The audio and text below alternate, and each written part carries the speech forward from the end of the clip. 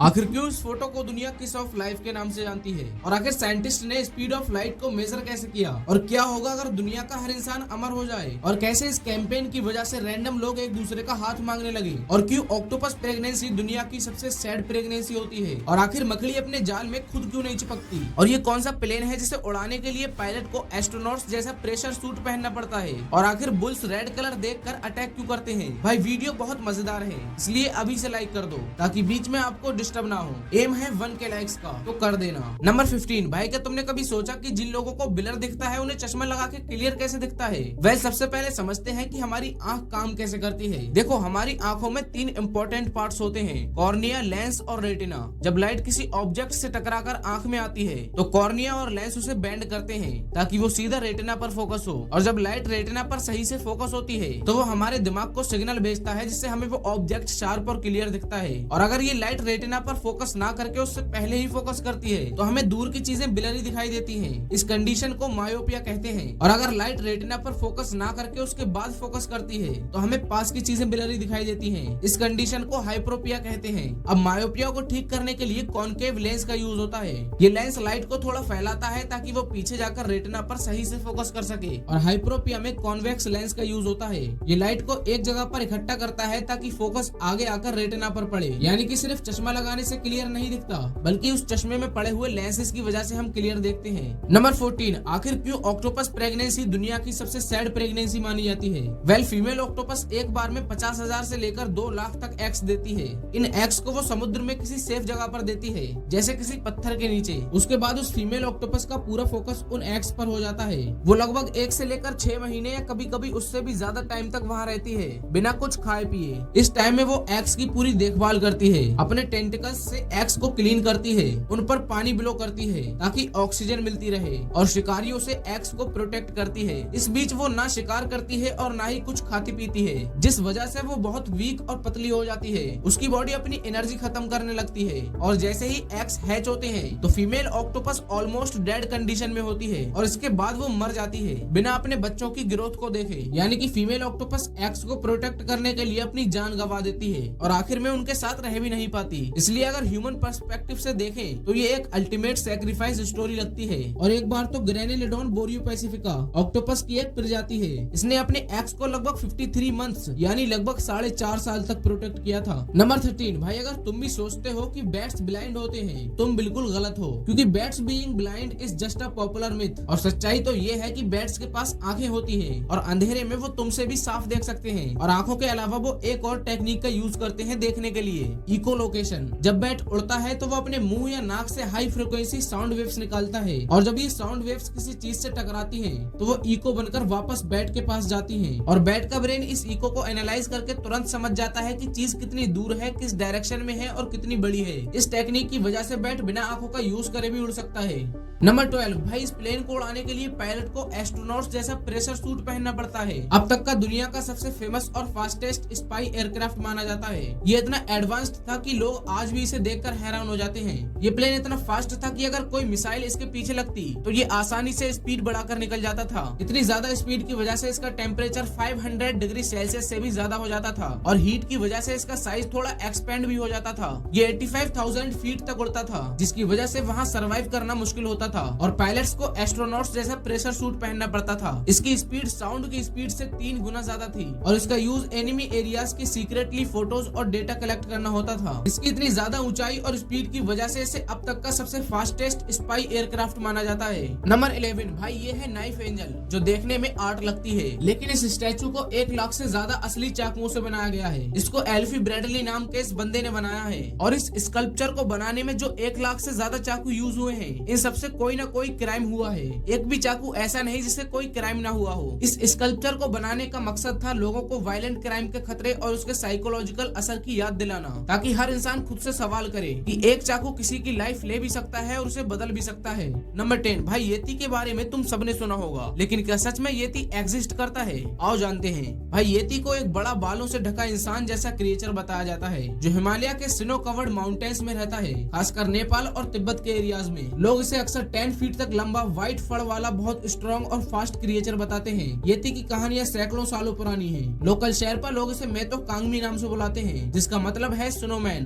1921 में British expedition के leader Charles hovered bury ने पहली बार लार्ज फुटप्रिंट्स देखे, जो थे तो बिल्कुल इंसानों जैसे लेकिन साइज में बहुत बड़े। बाद में इसी तरह के फुटप्रिंट्स कई और लोगों ने भी देखे। जब इस पर रिसर्च हुई तो साइंटिस्ट ने इसके अलग अलग रीजंस बताए, जिसमें उन्होंने बताया कि स्नो मेल्ट होने से नॉर्मल फुटप्रिंट्स भी बड़े लगने लगते हैं, और दूसरा बताया कि ये किसी बियर के फुटप्रिंट्स हो सकते हैं। 2000s के बाद कुछ रिसर्चर्स ने हिमालय में बाल और बोन्स के सैंपल्स कलेक्ट किए। जब उन पर रिसर्च हुई और उनका डीएनए टेस्ट किया गया तो पता चला कि वो सैंपल्स हिमालयन ब्राउन बियर और तिब्बतियन बियर के हैं। नंबर 9, भाई क्या होगा अगर दुनिया का हर इंसान अमर हो जाए, यानी कोई भी कभी मरे ही ना। वैसे तो ये इम्पॉसिबल है, लेकिन थ्योरेटिकली तुम्हें बताता हूँ कि ऐसा होने पर क्या होगा। शुरुआत में लगेगा यही तो परफेक्ट दुनिया है, लेकिन असली कहानी यहाँ से स्टार्ट होती है। सबसे पहले दुनिया में इतनी भीड़ बढ़ जाएगी कि खड़े होने की जगह भी नहीं रहेगी। फिर आएगी सबसे बड़ी प्रॉब्लम, अर्थ पर रिसोर्सेज लिमिटेड है, और जब लोग अमर हो जाएंगे तो खाना पानी बिजली सब कम पड़ने लगेगा। लोग बेसिक चीजों के लिए लड़ने लगेंगे, और जॉब्स वो तो ऑलमोस्ट खत्म हो जाएंगी। कोई रिटायर नहीं होगा तो नए लोगों को जॉब कैसे मिलेगी।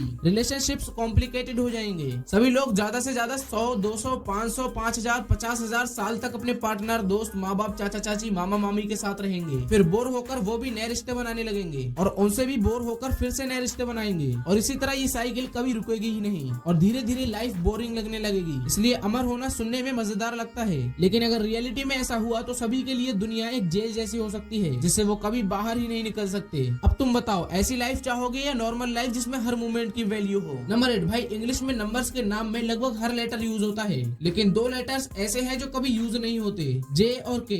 जैसे 0, 1, 2, 3, 4, 5 ऐसे इंग्लिश में लिखते लिखते तुम 100, 1000, मिलियन, बिलियन, ट्रिलियन तक भी लिखो, लेकिन कहीं भी तुम्हें जे या के नहीं मिलेगा। ये कोई रूल नहीं है कि जे और के मना है, बल्कि ऐसा है कि जो वर्ड्स बनाए गए उनमें इन लेटर्स की जरूरत ही नहीं पड़ी। अब एम लेटर को ले लो, वो भी मिलियन से पहले कहीं नहीं आता। बी लेटर भी बिलियन से पहले कहीं नहीं आता। यकीन नहीं है तो लिख के देख लो। नंबर 7, भाई इन दोनों फोटोज को देखो। इसमें जो ये आदमी है वो एक नहीं बल्कि 2 हैं। ये है विल वेस्ट और ये है विलियम वेस्ट। दोनों का नाम ऑलमोस्ट सेम, दोनों का चेहरा भी ऑलमोस्ट सेम। दरअसल 1903 में यूएसए के लेवनबर्थ प्रिजन में एक बहुत ही अजीब इंसिडेंट हुआ। एक नया कैदी आया, नाम था विल वेस्ट। जब उसका रिकॉर्ड चेक किया तो सभी शॉक हो गए, क्योंकि वहाँ पहले से ही एक कैदी था विलियम वेस्ट। अब इन दोनों का नाम भी सेम था और चेहरा भी, इसलिए जेल स्टाफ कंफ्यूजन में पड़ गई कि कौन कौन है। इसके बाद इन दोनों के फिंगरप्रिंट्स चेक किए गए, तब जाकर पता चला कि कौन कौन है। इस केस ने दिखा दिया कि हर इंसान के फिंगरप्रिंट सबसे अलग और यूनिक होते हैं। नंबर 6, भाई लाइट की स्पीड लगभग 3 लाख किलोमीटर पर सेकंड होती है। ये इतनी ज्यादा है कि 1 सेकंड में ये अर्थ के 7 चक्कर लगा सकती है।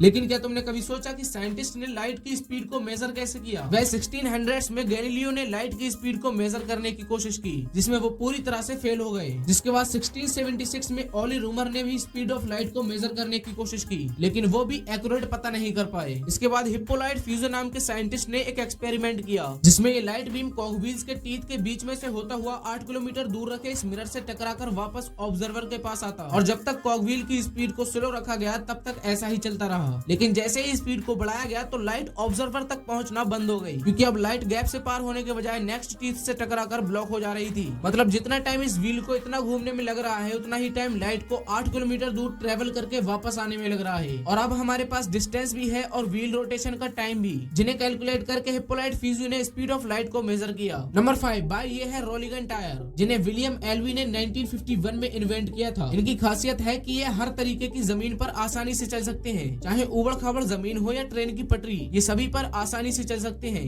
इन्हें इसलिए बनाया गया था कि ये बर्फ या किसी भी सरफेस पर बिना किसी प्रॉब्लम के चल सके। और सबसे खतरनाक बात तो ये है कि इन टायर्स में लो प्रेशर होता है, जिसकी वजह से गाड़ी का वजन पूरे टायर पर बराबर डिवाइड हो जाता है। मतलब आसान भाषा में अगर इन टायर्स को हजारों किलो के ट्रक में भी लगा दे और इसे किसी इंसान के ऊपर भी चढ़ा दे तो भी उस आदमी को कुछ नहीं होगा, क्योंकि इसका वेट इक्वली डिस्ट्रीब्यूटेड है। नंबर 4, भाई ये मार्केटिंग कैंपेन आज तक के सबसे ग्रेटेस्ट कैंपेन में से एक था। दरअसल मिल्का ब्रांड एक पब्लिक एरिया में चॉकलेट से भरा वेंडिंग मशीन प्लेस करता है। इसमें से लोग फ्री में चॉकलेट्स ले सकते थे, लेकिन उसके लिए उन्हें एक ह्यूमन चैन बनानी पड़ेगी, जिसमें वेंडिंग मशीन और इस गाय को एक साथ टच करना होगा, तब जाकर उन्हें फ्री चॉकलेट्स मिलेंगी, जिससे सभी लोग मिलकर एक ह्यूमन चैन बनाने लगते हैं। लेकिन ऐसा करने पर वो गाय का स्टैचू दूर जाने लगता है। इसके बाद और ज्यादा लोग इसमें ज्वाइन होते हैं, और जब लास्ट में गाय रुक जाती है तो सभी लोग वेंडिंग मशीन और गाय को एक साथ टच कर देते हैं। इससे सारी चॉकलेट्स बाहर आ जाती हैं और सभी लोग इसे इक्वली बांट कर खा लेते हैं, और इसके बाद मिल्का ब्रांड का ये कैंपेन सक्सेसफुल हो जाता है। नंबर 3, भाई क्या तुमने कभी सोचा कि मकड़ी अपने जाल में खुद क्यों नहीं चिपकती? मतलब बाकी के कीड़े तो इससे टकराते ही उसमें चिपक जाते हैं, फिर मकड़ी क्यों नहीं चिपकती? वह साइंटिस्ट्स का मानना है कि इसके कई रीजन है, जिसमें पहला रीजन है कि मकड़ी के पैरों पर छोटे छोटे बाल होते हैं। ये बाल इतने छोटे होते हैं कि आसानी से ये जाले में चिपकते ही नहीं। दूसरा रीजन ये है कि मकड़ी अपने जाले को दो अलग अलग थ्रेड्स से बनाती है, एक स्टिकी थ्रेड्स और एक non sticky threads. Sticky threads पर ग्लू जैसा सब्सटेंस होता है जो कीड़ों को पकड़ लेता है, और नॉन स्टिकी थ्रेड्स सेफ होता है जो चिपचिपा नहीं होता, और मकड़ी को याद रहता है कि कौन सा पाथ स्टिकी है और कौन सा नॉन स्टिकी, जिससे वो स्टिकी पाथ पर चलती ही नहीं। और अगर मान लो कभी मकड़ी स्टिकी पाथ पर चली भी जाती है तो भी वो इतनी आसानी से नहीं चिपकती, क्योंकि मकड़ी के पैरों पर एक तरह की ऑयली लेयर होती है जिससे वो इतनी आसानी से नहीं चिपकती। मकड़ी अपने स्टेप्स रैंडमली नहीं बढ़ाती, बल्कि वो बहुत केयरफुली चलती है जिससे वो सेफ रहती है। लेकिन अगर मकड़ी अच्छे से चिपक जाए तो उसका खेल खत्म बेटा हो सकता है। नंबर 2, भाई क्या तुमने कभी सोचा कि बुल्स रेड कलर देखकर अटैक क्यों करते हैं? वेल, अगर तुम्हें भी लगता है कि बुल्स रेड कलर पर अटैक करते हैं तो तुम बिल्कुल गलत हो, क्योंकि बुल्स को रेड और ग्रीन जैसे कलर्स अच्छी तरह नहीं दिखते, यानी एक तरह से वो कलर ब्लाइंडेड होते हैं। और जो तुम इंटरनेट पर देखते हो कि बुल के सामने अगर रेड कलर का कपड़ा हिलाया तो वो अटैक कर देगा, लेकिन असल में वो रेड कलर पर अटैक नहीं करता, बल्कि अपने सामने हो रही मूवमेंट पर अटैक करता है। अगर उसी रेड कलर के कपड़े की जगह किसी और कलर का कपड़ा यूज हो तो भी बुल का रिएक्शन सेम रहेगा। इसलिए आगे से याद रखना कि बुल रेड कलर पर नहीं बल्कि अपने सामने हो रही तेज मूवमेंट पर अटैक करता है।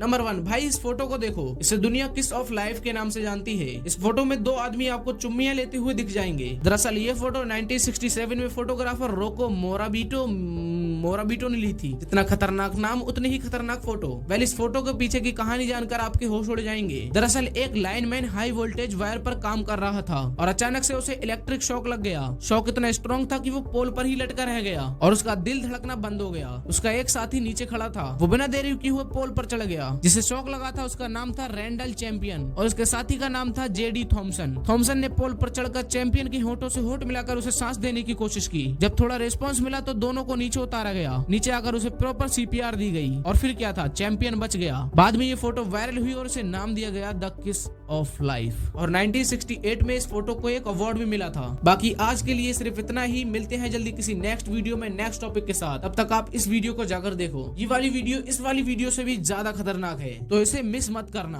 और हाँ, जाते जाते इस वीडियो को लाइक करके जाना और चैनल पर नए हो तो सब्सक्राइब भी कर देना।